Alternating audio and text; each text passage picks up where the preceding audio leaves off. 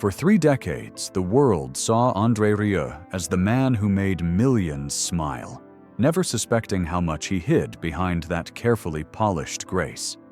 Audiences believed they knew him, the king of the waltz with the warm laugh, glittering concerts, and effortless charm. But the truth was far heavier than the bow he carried. Behind every standing ovation stood a man fighting a private battle that no spotlight ever revealed. When the truth finally surfaced, it became clear that André Rieu had been living 2 lives, one for the world and one for survival. This is the story of how a boy raised in a cold household built a global empire of joy, and how that same empire nearly destroyed him. A childhood without love. André Léon Marie Nicolas Rieu was born on October 1st, 1949, into a home where discipline overshadowed childhood and affection was nearly non-existent. His father, conductor André Rieu Senior, ruled the household with the same precision he demanded from orchestras.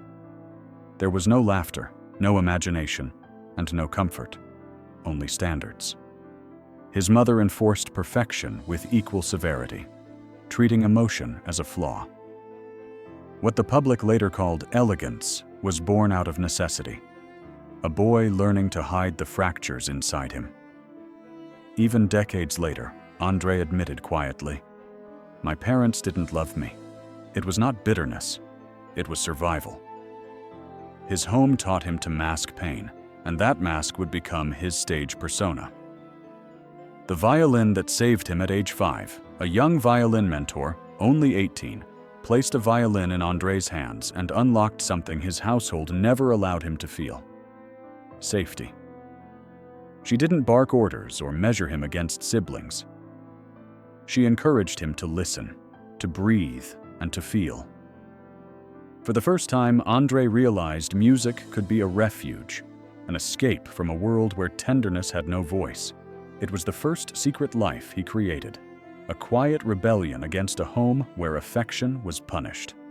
Music became his sanctuary, and the violin became his closest companion, offering him a life he could control.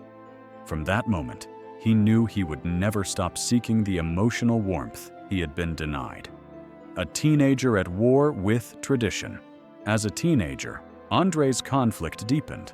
While other students focused on technical exercises, he chased resonance and emotional depth.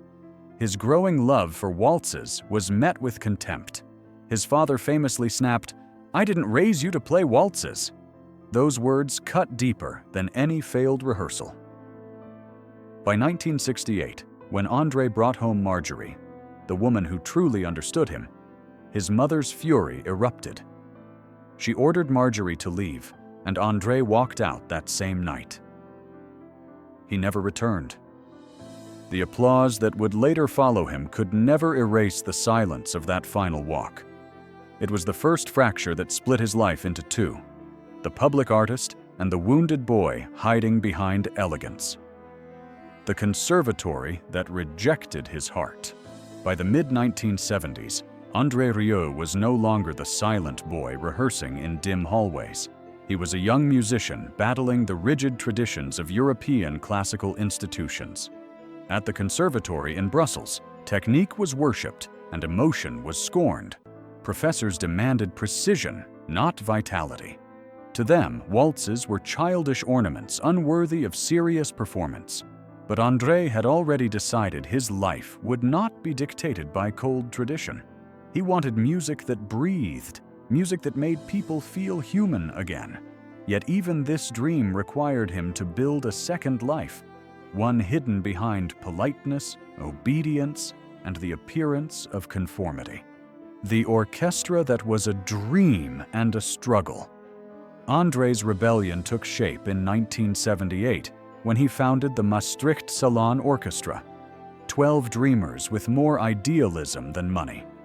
Their early performances took place in drafty halls and aging venues where no critic bothered to visit. Yet these concerts were where André allowed his true self to appear. He wasn't the academically trained violinist or the sun weighed down by expectation. He was a man who simply wanted people to feel warmth. But even rebellion requires structure. And that structure came from Marjorie. She organized bookings, contracts, and finances with a precision that mirrored the discipline André despised from his upbringing. This time, the discipline was softened by love. For the first time, he was building a life that belonged to him. The orchestra that changed everything. In 1987, André formalized his revolution by founding the Johann Strauss Orchestra. Again, 12 musicians. Again, critics sneered. Traditionalists mocked their colorful costumes, smiling stage presence, and audacity to believe classical music could bring joy instead of sleep. But audiences felt something different. They didn't see defiance. They saw a man giving them permission to feel alive. André created a global persona. But behind the scenes, his second life was emerging. A man pushing himself to exhaustion, fighting financial collapse, and carrying emotional wounds he hid beneath elegance. No one knew it yet, but the cost of that dedication would shape the darkest chapters of his life. The moment the world fell in love. By the early 1990s, André Rieu had spent over a decade climbing uphill. But the breakthrough came in 1995 at the UEFA Champions League final in Vienna. When he performed Shostakovich's Waltz No. 2, a stadium of tens of thousands froze. Football fans, people who came for rivalry, not refinement, fell under the spell of a waltz. When Ajax scored, the timing felt choreographed by fate itself. Overnight, André became a global name. The success was enormous, but it came with a cost that quietly carved deeper into the double life he had been living. Audiences saw magic. What they didn't see was the relentless workload he carried beyond what any musician should endure. The catastrophic illness that almost ended him by 2010. After decades of non-stop touring, André reached a breaking point he could no longer hide. A viral infection attacked his vestibular nerve, the core of his inner balance. For a violinist, it was catastrophic. When he stood, the room spun violently. When he walked, the floor tilted. Doctors ordered complete rest. Tours collapsed overnight. Months of planning, tens of thousands of tickets, and millions of euros vanished in hours. Fans worried, unaware how close their idol had come to losing everything. André later admitted those months were some of the darkest of his life. Conventional therapies failed, leaving him trapped in a body that refused to obey. The letter that saved him then came a letter from an Australian fan who had survived the same illness. He explained simple vestibular exercises that restored his balance. Desperate, André followed them meticulously. Slowly, painfully, the spinning world began to steady. After months of recovery, he stood again. First with hesitation, then with fragile confidence. But the illness never fully left. His equilibrium remained vulnerable, easily pushed into relapse. In 2012, management publicly denied rumors of recurring vertigo, but internal memos told a different story. One more severe episode could end his career, or worse. Yet he continued to tour, driven by loyalty to his musicians and love for his audiences. His double life entered its cruelest chapter. The loss that shattered his heart. Just as André began regaining balance, life struck again. In December 2016, while on tour in the UK, his longtime friend and trombonist Rolf Merks died suddenly in his sleep. Rolf wasn't just a musician, he was family. When the news reached André, it hit like a physical blow. He canceled concerts immediately and halted shows in London, Birmingham, and Glasgow. The orchestra felt gutted. One member said, "It was like losing the heart of the ensemble." The grief carved deeper cracks into André's fragile health. Though he returned to the stage, the music carried a new weight, A single missing bar between pieces became his private tribute to a friend he could not forget. A quiet life built around survival. By July 2025, the new reality was clear.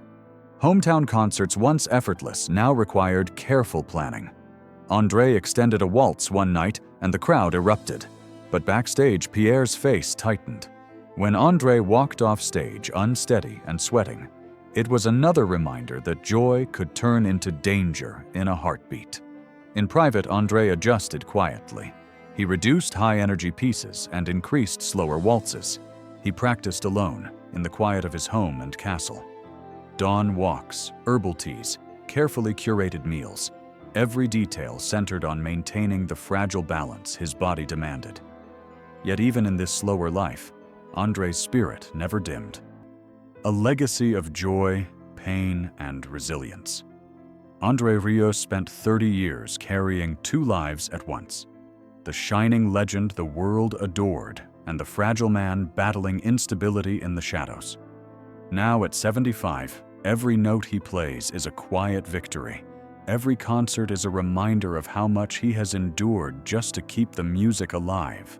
Whether he chooses one final world tour or lets the curtain fall on his own terms, his legacy is already written in millions of hearts.